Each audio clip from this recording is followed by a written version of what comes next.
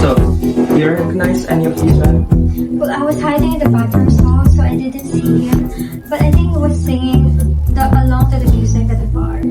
Do you remember what he was saying? I think it was the song I Want It That Way. Backstreet Boys. I'm familiar. Okay, number one, could you please sing the opening to I Want It That Way? Really?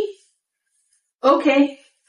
You are my fire. Number two, keep it going. The one desire. Number three.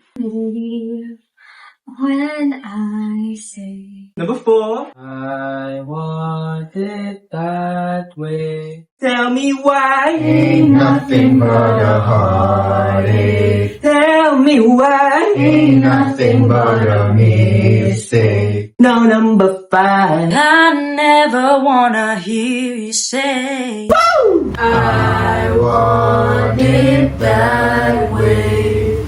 Chills. Little chills. it was number 5. Number 5 killed my brother. Oh my god, I forgot about that part.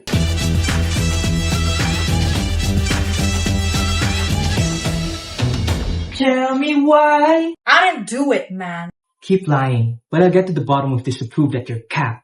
Wait, what? Oh, I'll know. How? The forensics lab. Huh? What do you mean? You see, they know exactly how to identify who left those fingerprints. Wait, what? That's right, buddy. They're gonna get latent prints where they... Where they lift fingerprints, use ridge patterns to find the match. Noise, Toy. Could you maybe step aside, Rosa? I'm having a moment here. Okay.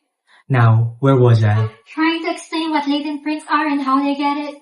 Amy, ano ba? Latent prints are not visible to the naked eye and are usually left on surfaces by natural oils and sweat by the skin. There are 5 key steps. First, collection and visualization. Investigators would often use techniques such as dusting with fingerprint powder on a surface, usually glass, plastic, or paper. The second step is known as analysis. Forensics experts would determine if the print is suitable for comparison, with emphasis on physical features such as recurves, deltas, creases, and scars. Which brings us to step 3, comparison. The characteristics and location of both prints are compared to see if they would match. Known prints may come from victims, witnesses, and persons of interest. The Automated Fingerprint Identification System, AFIS, stores a database of fingerprint records from numerous key persons. Next step, verification by a trained forensic expert, then documentation. But what if the results are inconclusive? Well, lucky for us. Forensics called in this morning. They said they'd forward the list of suspects. I've got you now, suspect number 5. Jake, emails here. Charles, Hold on, how is it different from patent and impressed prints? you've been binge-watching too many detective shows. Because how else would you know those? Is it CSI, Law & Order, Sherlock, True Detective? Are you watching detective shows to get away with murder? Chill, dude. Did you get too much coffee or something? If you don't want to answer, Chuck here can answer my question.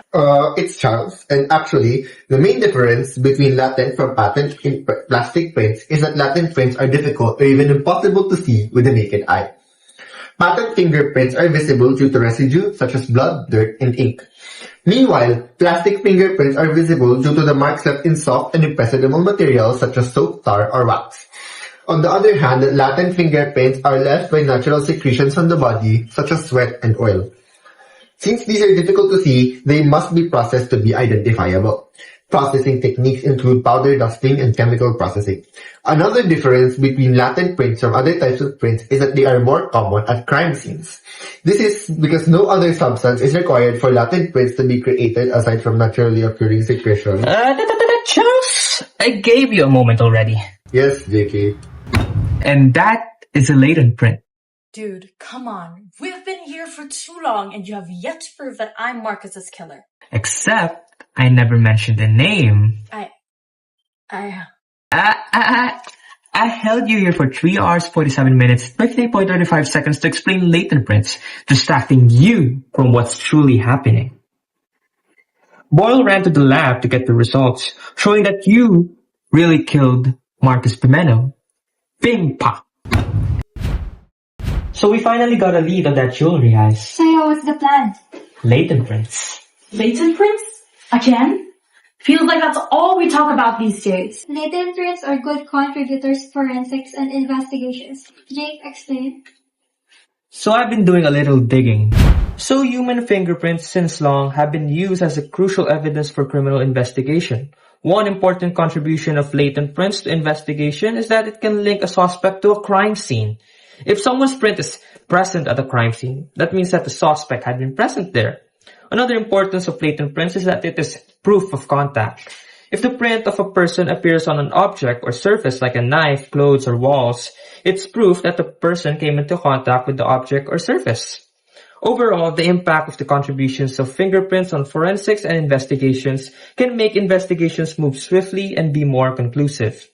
Additionally, formerly cold cases are brought to life once again as new methods and technologies give way for old pieces of evidence to be verified, allowing us to finally solve the mystery behind the act of crime. Isn't that amazing? Amazing. Hey, wait, you're supposed to be in holding cell.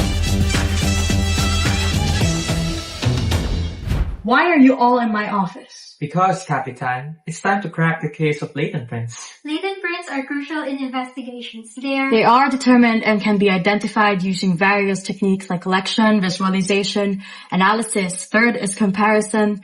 The fourth step involves verification, and the fifth step is documentation. But there's not only one type of print, right? Exactly. Latent prints are like when they are left by natural secretions from the body, such as sweat and oil, while impressed prints are dented and can be visibly seen. So while patent and impress prints are obvious, latent prints require a little more detective work. And that's where the processing comes in. They're collected either through tape lips, brushes for powder dusting, or other non-destructive methods to ensure that the evidence is not contaminated and intact. Okay, here come the difficult terms. So 9 is used on porous surfaces. It reacts with amino acids to produce a visible color. Fuming produces a white polymer that reveals the outline of a print. Silver nitrate, on the other hand, reacts with salts in sweat, which creates a dark color. Alternative light sources, such as ultraviolet or infrared light, are sometimes used to enhance print visibility. There you have it. Remember, it's the meticulous work of analyzing these prints that often brings justice. So what's the moral of the story, squad? Wash your hands, people. Alright, back to work. We have cases of latent prints to solve. 9-9! 9-9!